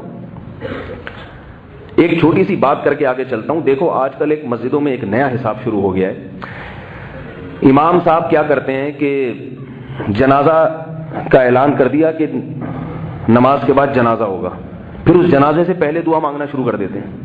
یہ بھی بہت مسجدوں میں شروع ہو گیا حساب کتاب۔ ایک مسجد میں ظہر کی نماز پڑھتا ہوں، عموماً آتے ہوئے جب جامعہ سے آ رہا ہوتا ہوں تو ظہر میری راستے میں ہوتی ہے، تو وہ وہاں جنازے بہت آتے ہیں روزانہ۔ جب بھی دیکھو نماز پڑھ کے، وہ امام بھی نہیں ہے، مؤذن صاحب ہیں وہاں جو نماز پڑھاتے ہیں، نائب امام، وہ ہر جنازے سے پہلے دعا مانگ رہے ہوں گے، اے اللہ یہ جو انتقال ہو گیا ہے اللہ ان کی مغفرت کر دے۔ بھائی جنازہ اللہ نے رکھا کیوں ہے؟ اس لیے تو رکھا ہے کہ ان کے لیے کھڑے ہو کر اس مخصوص طریقے سے دعا مانگو۔ اس میں تاخیر ہو رہی ہے، اور وہ کیا ہے کہ یہاں ان کا اپنا پروگرام چل رہا ہے۔ تو یہ بھی بدعت ہے۔ کہیں آپ کو نظر آئے تو امام کی عزت اور احترام کے ساتھ طنز نہ کریں، اس کے اوپر عزت احترام کے ساتھ اس کو پرچی پہ لکھ کے بھاگ جائیں وہاں سے۔ یہ بتا رہا ہوں، بھاگ جائیں وہاں سے، کیونکہ امام اللہ نہ کرے، میں نے اپنے بعض لوگوں سے سنا ہے کہ اگر وہ پتہ چل گیا نا کہ آپ ہیں، کیونکہ بعض تو ہوتے ہیں متواضع، وہ تو کہتے ہیں چلو اس نے ہماری غلطی پر مطلع کیا، لیکن بعضوں کی طبیعت میں، کیونکہ ہر طرح کی دنیا میں لوگ پائے جاتے ہیں، شرارت ہوتی ہے، پھر وہ آپ کو جمعے کی نماز میں نہیں معاف کرے گا۔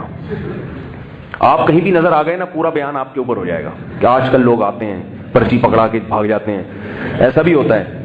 پھر امام کی اور عظمت دل میں خراب ہوتی ہے، اسی کے پیچھے نماز بھی پڑھتے ہیں، پھر اسی کی دل میں برائی آئے تو یہ نماز بھی خراب ہوتی ہے اس سے انسان کی۔ تو اس لیے ہمارے حضرت مفتی رشید احمد صاحب رحمہ اللہ فرماتے تھے کہ امام کو کسی غلطی پر متنبع کرنا ہو، پہلے تو علماء سے پوچھ لو کہ یہ غلطی ہے بھی یا نہیں ہے، ایسا نہ ہو آپ ہی غلطی پر ہو۔ تو کہیں آپ دیکھیں کہ امام صاحب فرض نماز کے بعد جنازے کے لیے دعائیں کروا رہے ہیں، اللہ ان کی مغفرت کر دے، ایسی دعائیں پورے نام لے کے۔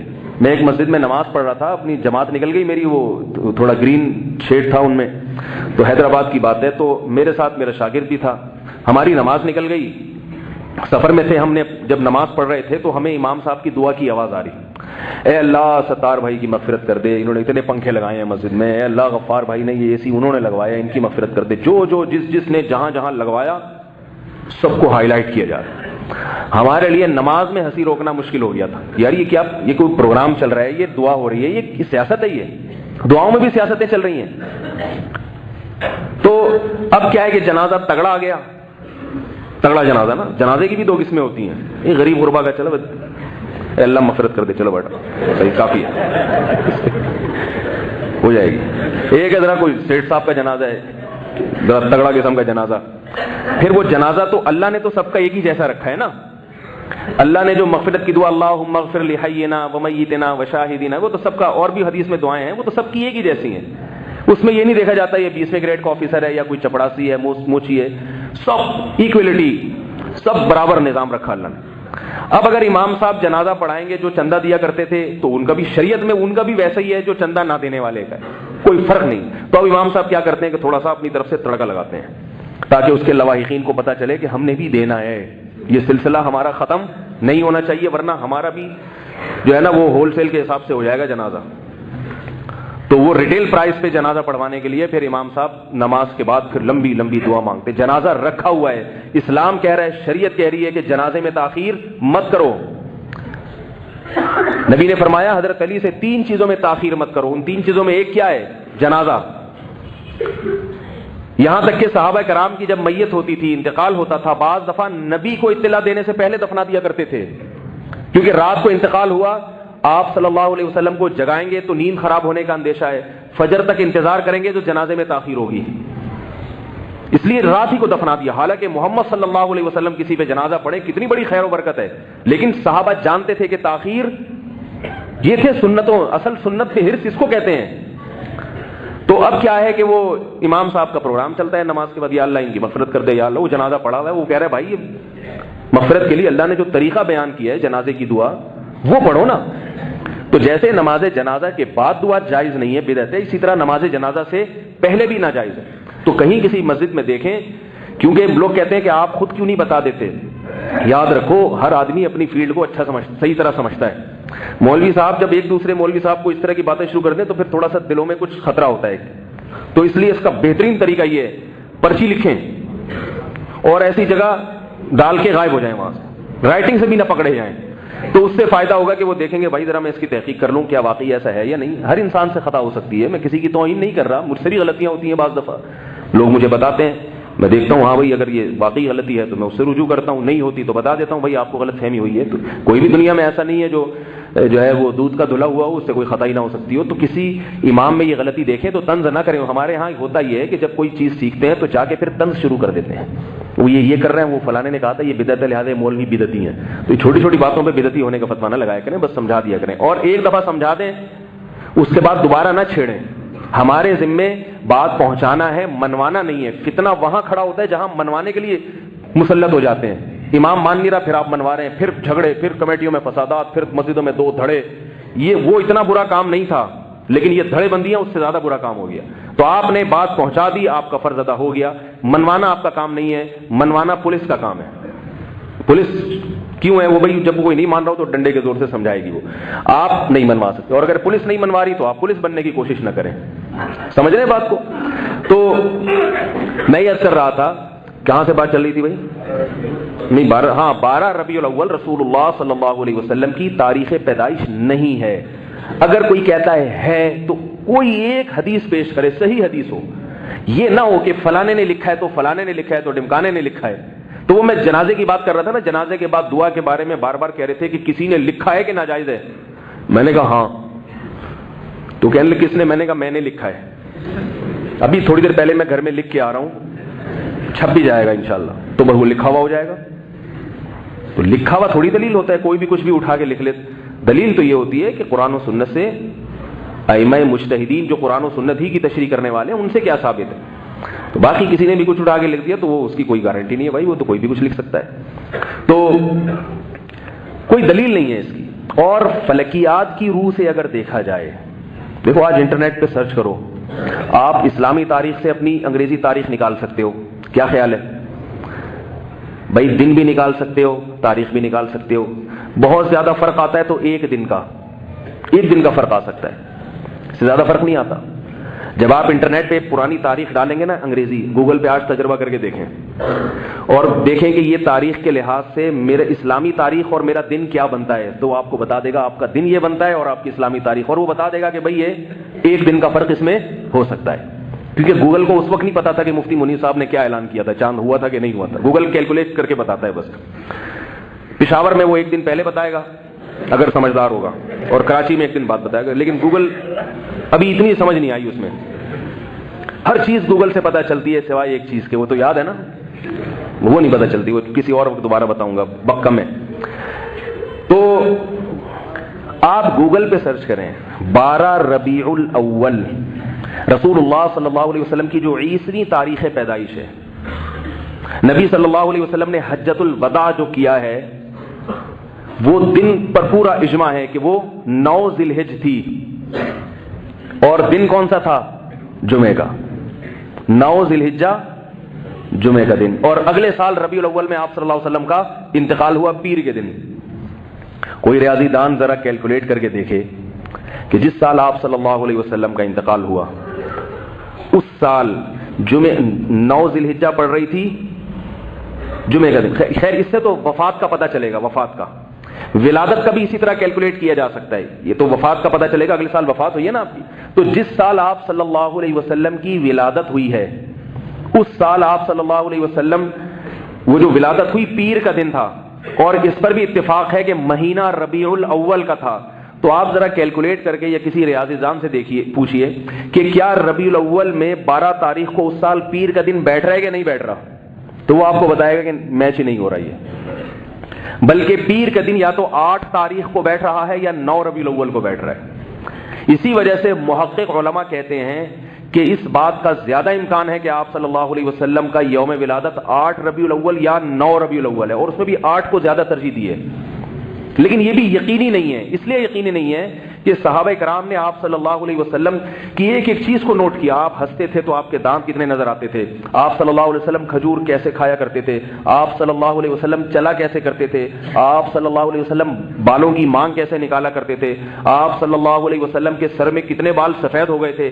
ایک ایک چیز نوٹ کی اور آگے امت کو بتائی.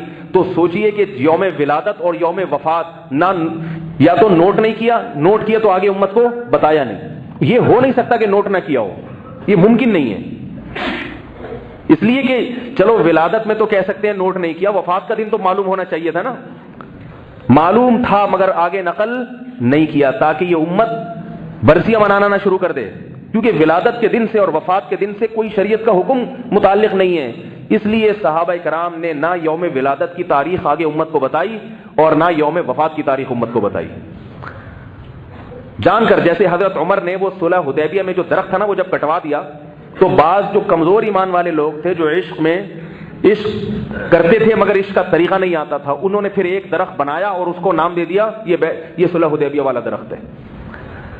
تو بالکل ایسے ہی ہے کہ صحابہ کرام نے یوم ولادت نہیں بتایا ہمیں، لیکن کیا نتیجہ نکلا کہ بدعتیوں نے کچھ تو کرنا تھا نا، کسی دن کو سیلیبریٹ تو کرنا ہے، منانا تو ہے. تو انہوں نے خود سے 12 تاریخ کو متعین کر کے منانا شروع کر دیا. جیسے عیسائی خود اس بات کا اعتراف کرتے ہیں کہ 25 دسمبر حضرت عیسیٰ کا یوم ولادت نہیں ہے. یہ عیسائی پادریوں نے اپنی کتابوں میں لکھا ہے، مگر دن تو منانا ہے نا انہوں نے. عمل سے تو ثابت نہیں کرتے کہ ہم عیسائی ہیں. عیسائیوں کی آج داڑیاں نہیں ہوتی، حضرت عیسیٰ علیہ السلام کی داڑھی تھی. حضرت عیسیٰ علیہ السلام زنا اور شراب کے خلاف دعوت لے کر آئے تھے. آج پورا امریکہ شراب بھی پی رہا ہے، زنا بھی کر رہا ہے. تو جو عملی تو کام کرنے کے تھے حضرت عیسیٰ کی تعلیمات میں وہ چھوڑ دیے، حضرت عیسیٰ کے یوم ولادت منانا شروع کر دیا. یہ سب ان لوگوں کے کام ہیں جو عمل میں کسی کو فالو نہیں کرتے مگر دن منا کے خوشیاں مناتے ہیں. عیسائیوں کے پاس بھی یوم ولادت محفوظ نہیں تھا حضرت عیسیٰ کا، انہوں نے بھی 25 دسمبر متعین کر کے اس کو منانا شروع کر دیا. اور کمال کی بات ہے عیسائیوں کی جو اصل عید تھی جو حضرت عیسیٰ دے کے گئے تھے اس کا کسی عیسائیوں کو بھی پتہ ہی نہیں ہے کہ وہ کون سی تھی. تو جس طرح سے ربیع الاول 12 تاریخ منائی جا رہی ہے، اس سے بھی ایسا معلوم ہوتا ہے کہ کچھ وقت کے بعد ان کو یہ پتہ ہی نہیں چلے گا کہ اصل عیدیں کہاں غائب ہو گئیں. اور جوش و خروش ان لوگوں میں عید الفطر اور عید الاضحیٰ میں اتنا نہیں ہوتا جتنا اس بنائی ہوئی عید میں ہوتا ہے. جو اصل عیدیں اسلام نے دی ہیں ان میں ایسا چراغا نہیں ہوتا، ان میں اس طرح نہیں ناچتے. مگر جو عید نہیں دی ان میں اتنا اس کو سیلیبریٹ کرتے ہیں کہ اصل عیدوں میں بھی ایسا نہیں ہوتا.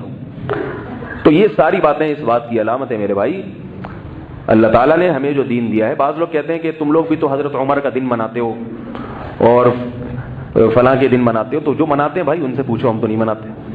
ہم تو نہ حضرت عمر کا دن مناتے ہیں، نہ عثمان کا دن مناتے ہیں، نہ علی کا دن مناتے ہیں رضی اللہ عنہ، نہ حضرت حسین کا دن مناتے ہیں. ہم کہتے ہیں حضرت عمر کی تعلیمات کو فالو کرو، حضرت عثمان کو فالو کرو، حضرت حسین کو فالو کرو، حضرت علی کو فالو کرو، ان کے دن منانے کی ضرورت نہیں ہے. تو اس لیے اس بارے میں اپنا عقیدہ درست کریں. اور ایک بات یہ کہ دیکھو بھائی، یہ وقت ذرا مجھے بتائیں، یہ گھڑی تھوڑی آ گیا ہے، کیا ٹائم ہو رہا ہے؟ 35 ہو رہے ہیں. اب اس دن کیا ہوتا ہے کہ بہت سارے لوگ منانے کے مختلف اسٹائل ہیں لوگوں کے.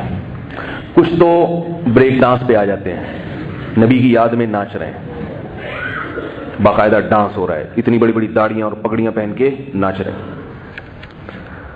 کچھ رو رہے ہیں نبی کی یاد میں، ایسا رو رہے ہیں خاص طور پہ جب کیمرہ سامنے آتا ہے تو بہت زیادہ روتے ہیں، پھر بہت زیادہ روتے ہیں.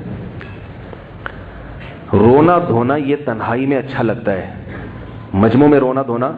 ہمارے حضرت ایک شعر پڑھا کرتے تھے، اہل اللہ کی عادت کیا ہوتی ہے، دن گزارے ساز میں، راتیں گزاری سوز میں، عمر بھر ہم دن میں بلبل شب میں پروانہ رہے. دن گزاری ساز میں، ساز کا مطلب خوش و خرم، راتیں سوز و گداز، غم میں. یہ اہل اللہ کی عادت ہے، لوگوں کے سامنے مسکراتے چہروں سے، اور تنہائیوں میں اللہ کے سامنے رونے والے. دن گزارے ساز میں، راتیں گزاری سوز میں، عمر بھر ہم دن میں بلبل کی طرح چہکتے ہیں خوش و خرم، شب میں پروانے کی طرح آگ کے گرد. جیسے پروانے کی صرف ایک چیز ہوتی ہے، آگ مل جائے جل جائے گا آگ میں. تو اہل اللہ کیا کرتے ہیں؟ تنہائیوں میں پروانے کی طرح اللہ کی ذات کے گرد گھومتے ہیں. وہ جو مجمع میں زیادہ رو رہا ہے تنہائیوں میں نہیں روتا، وہ فراڈی ہے، 2 نمبر ہے. آ رہی ہے بات سمجھ گئے نا کون مراد ہے؟ مجمع میں، اور یاد رکھو جو تنہائی میں ذکر نہیں کرتا، مجمع میں بیٹھ کے چیختا رہتا ہے ذکر اللہ، وہ بھی بدعتی ہے. حضرت عبداللہ ابن عباس رضی اللہ تعالی عنہ نے آخری عمر میں کچھ لوگوں کو مسجد میں زور سے ذکر کرتے ہوئے سنا. جتھا بنا کے بیٹھے ہوئے تھے، ذکر کر رہے تھے، ہوا لگے ہوئے تھے. حضرت عبداللہ بن عباس نابینا ہو گئے تھے. فرمائے کس کی آوازیں آ رہی ہیں؟ کہا ذکر کر رہے ہیں کچھ لوگ. خادم سے کہا پتھر اٹھا کے دو، اٹھا کے مارا ان کو. بولا ابھی رسول اللہ صلی اللہ علیہ وسلم کا انتقال ہوا ہے اور انہوں نے یہ بدعتیں شروع کر دی، ہم نے نبی کے وقت میں یہ بدعت نہیں دیکھی. اسپیکر آن کر کے ذکر ہو رہے ہیں. بھائی اللہ کو یاد کر رہے ہو یا پبلک کو پریشان کر رہے ہو؟ اللہ کو یاد کرو، تنہائی میں بیٹھ کے اللہ کا ذکر کرو، مسجد کے کونے میں بیٹھ جاؤ، جتنا مرضی ذکر کرنا ہے کرو. کس نے منع کیا؟ آج بعض مسجدوں میں کیا ہوتا ہے کہ وہ خاص طور پہ رمضان کی آخری راتوں میں وہ سارے جتھے بنا کے پورے محلے والے بیٹھے تھے، ہو ہا ذکر ہو رہے ہیں. کیا ہے یہ کون سا طریقہ ہے ذکر کا؟ بھائی کوئی غیر مسلم یہ منظر دیکھ کے اسلام قبول کرے گا؟ دیکھو نماز کو دیکھ کے بہت سے غیر مسلموں نے اسلام قبول کیا، اتنی خوبصورت عبادت ہے. روزے کو دیکھ کے بہت سے غیر مسلموں نے اسلام قبول کیا، مگر یہ اس طرح مستنڈوں کی طرح بیٹھا ہوگا نا، ہو کر رہا ہوگا، وہ کہے گا یہ بھی کچھ ہمارے یہاں کچھ ہوتے ہیں دیوانے، یہ بھی وہی ہیں. جو سنت طریقہ ہے، اور جو صوفیاء کرام بعض دفعہ ضربیں بتاتے ہیں کہ اللہ ہو کی ضربیں لگائی جائیں، وہ ضربیں بذات خود مقصود نہیں ہوتی ہیں. وہ کیا ہوتا ہے، اللہ کا نام دل میں بٹھانے کے لیے ایک مشق کرائی جاتی ہے، اس کو سنت نہیں سمجھا جاتا. تو جب وہ قرار نصیب ہوتا ہے تو وہ چھڑوا دیتے ہیں. اس میں بھی یہ ضروری ہے کہ اگر وہ پبلک کو اکٹھا کر کے باقاعدہ اعلان کر کے مجلس ہوگی تو وہ بھی بدعت بن جائے گی، ایک صاحب میرے پاس آئے رمضان میں کہ میں اپنی مسجد میں خانقاہ کھول رہا ہوں. کہ جی ماشاءاللہ آپ کو خلافت ملی؟ ہاں فلاں سے ملی. اچھی بات. میں نے کہا کیا کریں گے؟ کہہ رہے میں اس طرح لوگوں کو جمع کر کے ذکر کرواؤں گا. میں نے کہا رہنے تو بھائی، آپ کو اللہ کا واسطہ، ہوا کر لوگوں کو بڑا شوق ہے، پوری پبلک اکٹھی ہو جائے گی. دکانداری نہ چلاؤ، لوگوں کی اصلاح کرو بھائی. خیر وہ واقعی نیک آدمی تھے تو میرے مشورے پر انہوں نے عمل کیا. تو پوچھنے آ گئے نا پہلے کہ احتیاطاً میں کوئی ایسا کام نہ کروں جو شریعت کے خلاف چل جائے. اس لیے میرے بھائی اللہ کے نبی حضرت عبداللہ ابن عباس رضی اللہ تعالی عنہ نے لوگوں کو ذکر نہیں کرنے دیا. اب کوئی یہ کہے کہ دیکھو لوگوں کو ذکر سے روک رہے ہیں، یہ ذکر سے نہیں روک رہے، اس طریقے سے ذکر سے روک رہے ہیں. میں نے ایک بیان میں کہا کہ جو عاملوں کے پاس جا کے ذکر کرتے ہیں نا، وہ دماغی توازن خراب ہو جاتا ہے ان کا تھوڑے دنوں میں. تو میرے خلاف کمنٹس آئے فیس بک پہ کہ یہ لوگوں کو ذکر سے روک رہا ہے، اور یہ اس نے دعویٰ کیا کہ ذکر کرنے سے انسان پاگل ہو جاتا ہے. حالانکہ قرآن میں تو جگہ جگہ ذکر کرنے کا حکم ہے، قرآن میں جگہ جگہ ذکر کرنے کا حکم ہے، مگر قرآن میں یہ کہیں نہیں کہا کہ جب یہ جو ہم ذکر کا حکم دے رہے ہیں اس کے لیے فلاں پیر صاحب کے پاس جاؤ اور ان کی مجلس میں بیٹھ کے یوں سر ہلاؤ اور جتھے بنا کے کرو. یہ کہاں لکھا ہے قرآن میں؟ اور فلاں کے مشورے پہ کرو، یہ کہاں لکھا ہے قرآن میں بھائی؟ یہ جو روحانی پیر ہیں ان کی بات کر رہا ہوں، روحانی علاج والے پیر جو ہمارے مشائخ بزرگ ہیں، وہ جو ذکر بتاتے ہیں وہ تو ہر ایک کی حالت کو دیکھ کے کہ بھئی یہ اس کو اس ذکر سے فائدہ ہوگا، اس میں اللہ کی محبت آئے گی، اس کو اس ذکر سے اللہ کی محبت. وہ جن چڑیل بھگانے کے لیے نہیں ہوتے، وہ اللہ کی محبت پیدا کرنے کے لیے ہوتے ہیں. وہ ہر ایک کے حالات کے لحاظ سے مختلف ہو سکتے ہیں، لیکن یہ جو جنات بھگانے والے لوگ جو ذکر کراتے ہیں یہ سب دماغی توازن کی خرابی ہے. اور یاد رکھو کسی کے قبضے میں جن نہیں ہوتا، یہ فلسفہ ہی غلط ہے. جنات کو قبضے میں کرنا ممکن نہیں ہے، جنات نے ان عاملوں کو قبضے میں کیا ہوا ہوتا ہے. یہ بات قرآن سے ثابت ہے، یہ میرا موضوع نہیں ہے، میں پھر کسی اور وقت بتاؤں گا انشاءاللہ اس پر. یہ جو لوگ کہتے ہیں انہوں نے جنات 10,000 جنات قابو میں، جھوٹ بول رہا ہے، بکواس کر رہا ہے، الو بنا رہا ہے آپ کو. ایک جن بھی اس نے قابو میں نہیں کیا ہوا. اور یہ جو لوگوں کو کہتا ہے نا تم نام بتاؤ، اپنی ماں کا نام بتاؤ، پھر یوں استخارے لڑاتا ہے، پھر کہتا ہے وہ فلاں پہ یہ ہے. کسی کے باپ کو بھی پتہ نہیں چلتا کہ کسی کی ماں کا نام سے اور باپ کے نام سے کہ کس پر کتنے جنات ہیں. ڈاکٹر آپ کی بیماری بتا سکتا ہے آپ کے نام اور آپ کے ابا کے نام سے. یہ بڑے بے غیرت ہوتے ہیں، بے شرم ہوتے ہیں، انہوں نے پہلے سے اس مریض سے تعلقات ہوتے ہیں، ان کو پتا ہوتا ہے وہ کیا کر رہا ہے, تو وہ آپ کو بیوقوف بنا دیتے ہیں اس کے بارے میں. کسی کو نہیں پتا چلتا کہ کس کی اماں کا نام کیا ہے. میرے پاس لوگ بھیجتے ہیں میری امی کا نام, میرے چاچے کا نام, میرے ماں. میں نے کہا پتہ نہیں کیوں اپنے چاچے پورے خاندان کا نام کہہ رہے آپ بتا دیں ہم پہ کس نے کیا کیا ہے. بھائی تو اپنے چاچے کا نام مجھے کیوں بتا رہا ہے, ماموں کا نام مجھے کیوں بتا رہا ہے, کہہ رہے آپ بتا دیں. میں نے کہا کوئی بھی نہیں بتا سکتا کس نے کیا کیا ہوا ہے. یہ جھوٹ ہے, لوگوں کو الو بنانے کی باتیں ہیں. بھائی اپنے آپ کو بچاؤ ان بے وقوفوں سے. یہ اپنی بیوی کے بارے میں نہیں بتا سکتے کہ وہ اس وقت کہاں ہیں. ان کی بیویاں گھروں سے بھاگتی ہیں, ان کو تھوڑی پتا ہوتا ہے. جن کی بیویاں بھاگی ہوئی ہیں وہ ان کے پاس جا رہے ہیں کہ میری بیوی کہاں بھاگ کے گئی ہے, ذرا کچھ نکالو. یہ نہیں پوچھتے کہ تیری جو بھاگی ہوئی ہے وہ پکڑائی میں آئی اب تک. بعض دفعہ ان کی باتیں سچ نکل جاتی ہیں, اس سے لوگ دھوکے میں آتے ہیں. یاد رکھو جو عامل کہے نا تمہاری بیوی فلاں جگہ ہے, سمجھ لو کہ یہ اس نے عمل سے نہیں بتایا, اس کے تمہاری بیوی سے تعلقات ہیں. اس کو پتا ہے کہ وہ وہاں بیٹھی ہوئی ہے, وہ یا کسی ایسی عورت سے تعلقات ہیں جو آپ کی بیوی پہ نظر رکھی ہوئی ہے. اس نے پہلے اس کو انفارم کر دیا کہ وہ بھاگنے والی ہے, لہذا جب یہ بندہ آئے گا تو اس کو بتا دینا. جب تم سچ بتاؤ گے یہ تم پر اور اعتماد کر کے تمہارے ہاتھ پاؤں چومنا شروع کر دے گا. سب فراڈ ہے. اور بار بار بتا دوں, یہ روحانی والے چاہے دیوبندی ہوں, چاہے بریلوی ہوں, چاہے اہل حدیث ہوں, چاہے کسی بڑے بزرگ کے خلیفہ ہوں, یہ سارے فراڈی ہیں, سارے فراڈی ہیں. اس لیے مجھے یہ نہ کہا کرو کہ وہ فلاں ادارے کے مفتی ہیں, وہ فلاں ادارے میں بزرگ ہیں. آپ ان کو کہہ رہے ہو سب ایک جیسے ہیں. روحانی علاج کے نام پہ جتنے رسالے نکل رہے ہیں سب ٹوپی ڈرامہ ہے, کوئی حقیقت نہیں ہے ان کی. اور یاد رکھو بڑے بڑے مفتی ہیں جو لوگوں کو الو بنا رہے ہیں, وہ مفتی ہیں نہیں, نام کے ساتھ مفتی لگا لیا ہے انہوں کے. مفتی کے پاس اتنا ٹائم کہاں ہوتا ہے. میرے پاس کل ایک صاحب آئے کہ سروائیکل پین ہے اور یوں بہت دنوں سے, تو ہمارے قریب میں ایک عامل صاحب ہیں, آج کل وہ مفتی بھی ہیں, وہ بہت دم درود کر رہے ہیں. انہوں نے میرا بنیان سونگ کے بتایا کہ آپ پر کسی نے کچھ کیا ہوا ہے. میں نے کہا کسی کے پجامے اور بنیان سے جنات کا کوئی تعلق, بولو بھائی, کسی کے پجامے سے اور بنیان سے نہیں پتا چلتا کہ کس پر کیا جن ہے. یہ جھوٹ بکواس کر رہا ہے. کہہ رہے نہیں آپ اتنے بڑے بزرگ کو ایسا. میں نے کہا وہ بزرگ نہیں ہے, الو کا پٹھا ہے. اور کتنی گالیاں دلواؤ گے مجھ سے بھائی, جھوٹ بول رہا ہے. کیا کروں, افسوس اس پر ہوتا ہے کہ بیڑا غرق کر دیا انہوں لوگوں کا. اور میرے بیان سن کے پھر جا رہا ہوتا ہے اس کے پاس. کہہ رہے نہیں میں نے 6 آدمیوں کو دکھایا, سب نے کہا ہے, سب نے جھوٹ بولا ہے, کوئی کچھ نہیں. اگر ہے جن تو آیت الکرسی پڑھو, خود پڑھ لو, امام صاحب سے پڑھوا کے دم کروا لو کسی بھی, وہی فائدہ ہوگا. ان کے پاس کچھ بھی نہیں ہے. بعض یہ کہتے ہیں کہ قرآن سے ہم علاج کر رہے ہیں, وہ بھی جھوٹ بولتے ہیں. قرآن کے نام پہ سیڑھیاں چل رہی ہیں, وہ بھی جھوٹ ہے. قرآن سے وہ جادو کر رہے ہیں حقیقت میں. یاد رکھو جیسے قرآن سے جادو اترتا ہے, قرآن سے جادو چڑھتا بھی ہے. قرآن کی سیڑھی آئی بھی ہے, کیونکہ سادگی نے لوگوں کو بہت الو بنایا ہوا ہے. اور کہتے ہیں تبلیغ کے بہت بڑے کوئی اکابر رہی ہے, تبلیغ والے یہ کام نہیں کرتے. اور اگر تبلیغ کے کوئی اکابر ہے تو خدا کی قسم وہ بھی فراڈی ہے, وہ بھی فراڈی ہے. تبلیغ والوں کو اس نے بیوقوف بنا کے وہاں تک پہنچ گیا.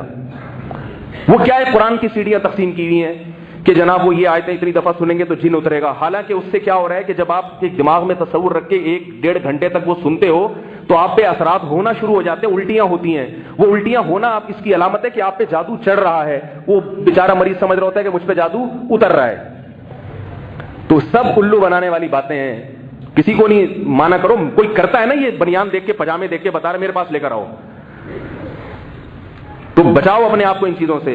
اللہ اس کے رسول صلی اللہ علیہ وسلم کی اطاعت کرو, فرما برداری کرو. نبی صلی اللہ علیہ وسلم پر جب جادو ہوا تھا اللہ نے سورہ فلق سورہ ناس اسی لیے نازل کی تاکہ آپ کی امت کو یہ تحفہ ملے اور کسی فلیتے کے پاس جانے کی ضرورت نہ پڑے تمہیں. یہ آیت الکرسی پڑھو, قل اللہ پڑھو, یہ اپنے اوپر دم کرو اور کسی کے پاس جانے کی ضرورت نہیں ہے. جب ان چیزوں کو چھوڑو گے اللہ اس کے رسول کی اطاعت کو, تو اللہ تمہیں پھر ان لوگوں میں الجھائے گا. وہ شیطان تمہیں ان چیزوں میں ڈالے گا. پھر بات کو ختم کرتا ہوں. یہ جب عاملوں کا نام آتا ہے تو میرا دماغ پھر, کیونکہ میں اپنے رشتہ داروں کو دیکھ رہا ہوں, وہ جا رہے ہیں, سگے چاچے سگے ماموں جا رہے ہیں. ایک دن میرے سگے رشتہ دار نے کہا, بہت قریبی ہیں, ممکن ہے بیان سنے تو غصہ ہو اس لیے نام نہیں لے رہا ہوں ان کا. انہوں نے کہا وہ آپ کے فلانے قریبی بزرگ نے فلانے کی جن کے ذریعے آپریشن کروا کے پتھری نکالی. میں نے کہا نہیں نکالی, جھوٹ بول رہا ہے. وہ جن کے ذریعے کسی کے گردے کی پتھری نکالنا کسی کے باپ میں دم نہیں ہے, خدا کی قسم. آپریشن کرنا جن کے ذریعے, وہ کہہ رہے ہیں جنات تو کر سکتے. میں نے کہا کر سکتے ہیں, اس کے مشورے پہ نہیں کر سکتے. میں نے کہا یہ میرا موبائل پروفائل پر ہے, اس کو بولو جنات کے ذریعے اس کو سائلنٹ پہ کر دے. یہاں پہ میں بیٹھا ہوا ہوں, نہیں کر کے دکھا سکتا. جو جن موبائل کو سائلنٹ پہ نہ کر سکے وہ آپریشن کہاں سے کرے گا؟ ڈاکٹر بننے کے لیے تو بہت بڑا انجینئر ہونا چاہیے. اور یاد رکھو یہ جو واقعات ہوتے ہیں نا, یوں کر دیا, یہ سب شعبدے ہوتے ہیں, نظر کے دھوکے ہوتے ہیں. نظر کا دھوکہ ایک باقاعدہ فن ہے, یہ سیکھا جاتا ہے. دیکھ نہیں رہے یوٹیوب پہ آج کل کیسے میجک شو آ رہے ہیں, جناب اس سے رومال سے کبوتر بنا کے نکال دیتا ہے, تو وہ نظر کا دھوکہ ہوتا ہے. تو ان کے پاس بھی نظر کے مسمرزم ہوتا ہے, نظر کے دھوکے ہوتے ہیں. بعض دفعہ یہ بتا دیتے ہیں آپ کی جیب میں کیا ہے, بعض دفعہ بتا دیتے ہیں، دماغ پڑھ لیتے ہیں بعض دفعہ مسمرزم کر کے، لیکن اس سے کچھ بھی نہیں ہوتا. بتا دیا تو کیا ہے جیب میں، دیکھ کے بتا دو جیب میں کیا ہے. اس سے نہ اس کو کوئی آپ کی بگڑی بنا سکے گا، یہ نہ آپ کا کوئی نقصان پہنچا سکے گا. اور ان لوگوں کا بزرگی سے کوئی تعلق نہیں ہوتا، یہ بزرگ بن کے بیٹھے ہوئے ہوتے ہیں الو بنانے کے لیے لوگوں کو. چیخ چیخ کے تھک گئے، مگر اپنے مولویوں کی سمجھ میں نہیں آ رہا. باقیوں پھر کوئی دیکھتا ہوں کوئی بہت بڑے مولوی صاحب جا کے کسی فراڈی سے بیعت ہو جاتے ہیں. جا کے دارالعلوم کورنگی کے مفتی، جامعۃ الرشید کے استاذ، وہ ایسے روحانی عاملوں کے ہاتھ پہ بیعت ہیں. حالانکہ دارالعلوم ہمارے نظر میں قابل احترام ادارہ ہے، ان کے علماء ہمارے اکابر ہیں، مگر وہ عالم بھی اگر کسی فراڈی کے ہاتھ پہ، روحانی کے ہاتھ پہ بیعت ہوگا تو یاد رکھو میں پھر بھی اس روحانی کو نہیں مانگوں گا. میں کہوں گا کہ یہ روحانی اتنا بڑا فراڈی ہے کہ اس نے ایسی چال چلی ہے کہ اس نے اتنے بڑے عالم کو بیوقوف بنا دیا. ایک صاحب میرے پاس آئے، بس آخری بات کر کے بیان ختم کرتا ہوں. کہنے لگے کہ یہ جو ہے نا وہ فلانا عامل جس کو آپ فراڈی کہتے ہیں، اس کے ہاتھ پہ تو شیخ الحدیث بیعت ہیں. میں نے کہا اس شیخ الحدیث کے بیعت ہونے سے میں یہ نہیں کہوں گا کہ وہ فراڈی نہیں ہے، میں یہ کہوں گا وہ اتنا بڑا فراڈی ہے کہ اس نے شیخ الحدیث کو بھی بیوقوف بنا دیا. یہ فارمولہ یاد رہے گا. جب کسی بڑے بزرگ کو دیکھو نا اس روحانی کے ہاتھ میں بیعت ہو رہا ہے، جو تمہیں بیٹھ کے ذکر کرا رہا ہے اور کہہ رہا ہے اس سے تمہارے جنہ اور سارے مسائل حل ہو جائیں گے، جو تمہیں ذکر کرا رہا ہے نا اللہ کی محبت پیدا کرانے کے لیے، بس وہ تو اللہ والا ہے. اور جو تمہیں کرانا نا یہ میرے سامنے بیٹھ کے یہ گھما لے، اس سے تیری بیٹی کی شادی ہو جائے گی، تو اس کی محفل میں اگر کوئی بہت بڑا شیخ الحدیث بیٹھ رہا ہے تو اس روحانی پیر سے پھر بھی متاثر ہونے کی ضرورت نہیں ہے. بولو یہ اتنا بڑا فنکار ہے کہ اس نے اتنے بڑے بزرگ کو بھی بیوقوف بنا دیا. بزرگی الگ چیز ہے، حماقت الگ چیز ہے. بعض نیک ہوتے ہیں مگر احمق ہوتے ہیں، اور بعض نیک نہیں ہوتے مگر عقل مند ہوتے ہیں. اس پر ایک واقعہ بھی سناؤں گا. ایک بہت بڑے عامل نے ایک ایسے آدمی کو جو اپنے آپ کو نیک بھی نہیں کہتا، اس کو بیوقوف بنانے کی کوشش کی. اس نے پکڑ لیا اس کو کہ تو الو بنا رہے ہمیں، اور جو بزرگ بیٹھے ہوئے تھے وہ بن گئے. دماغ کی صلاحیت ایک الگ چیز ہے، نیکی ایک الگ چیز ہے. ہر ذہین نیک نہیں ہوتا، اور ہر جو ہے نا بیوقوف، ہر گناہگار بیوقوف نہیں ہوتا. تو عقل ہونی چاہیے ان کم بختوں کو پکڑنے کے لیے. بنیان سونگ رہا ہے، پجامے سونگ رہا ہے تمہارے، بولے تو کیوں سونگ رہا ہے میرا بنیان، شرم نہیں آتی تجھے؟ اللہ تعالیٰ ہدایت عطا فرمائے. پھر انشاءاللہ ایک واقعہ سناؤں گا بیان کے بعد، اللہ عمل کی توفیق عطا فرمائے.